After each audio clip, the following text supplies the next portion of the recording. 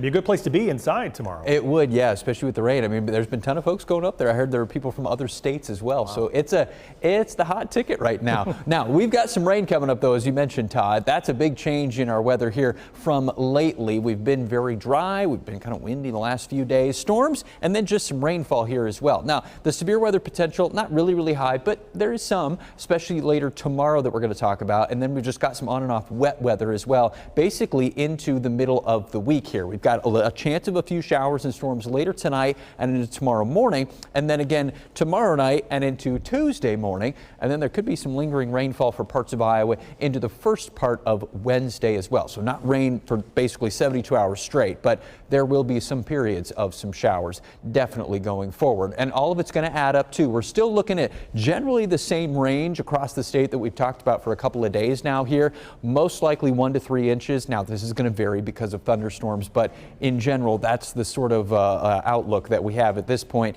Probably the heaviest, well, obviously will be where some thunderstorms happen, but across southern and eastern Iowa, it looks like would be more towards that higher end of that 1 to 3 inch range. Now severe weather wise, slim chance maybe a storm crosses over from Nebraska into far southwest Iowa tonight. That looks pretty low though at this stage. Better chance as we head towards tomorrow. You see that level 2 risk.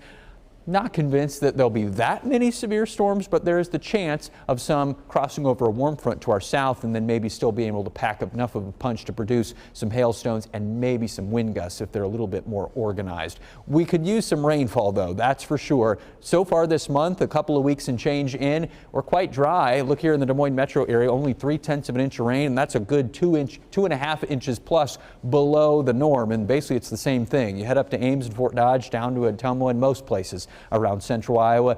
Been nice for planting, but quite dusty now, especially with all the wind. Here's all that rainfall to our west across the plains at this hour, ahead of a low pressure center down towards Colorado and western Kansas, and then 2 fronts. One's a warm front, one's a dry line. The dry line's the yellow one just on the bottom of the screen.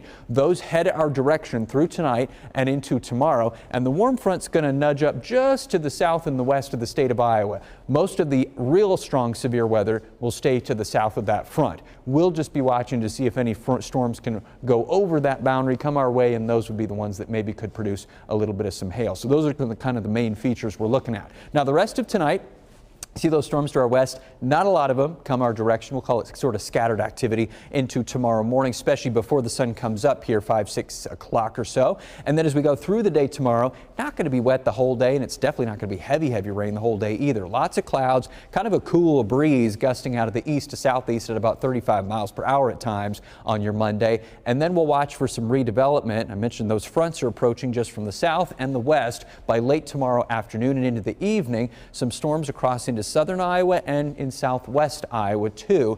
And if we have maybe a larger complex like this one that this model projects, that would be maybe a little bit of a wind threat. Most likely, though, we're looking at just a few storms that could produce some hailstones. Then as we head past midnight and into your Tuesday morning, good swath of rain passes over the state. That's probably our wettest time of the next few days, late tomorrow night into Tuesday morning. And then we'll just have some showers and maybe a storm or two sort of fester into our Tuesday, and then Wednesday we'll sort of wind down the showers and then gradually get rid of the clouds as well as we head through Wednesday. So Wednesday's kind of the end, and then we'll hang out with just some 60s and scattered clouds, it looks like at this point, Thursday into Friday. Notice our temperatures generally below average for a change after all those 80s we had last week. Memorial Day weekend right now doesn't look like it's going to be completely dry, but no major heat either.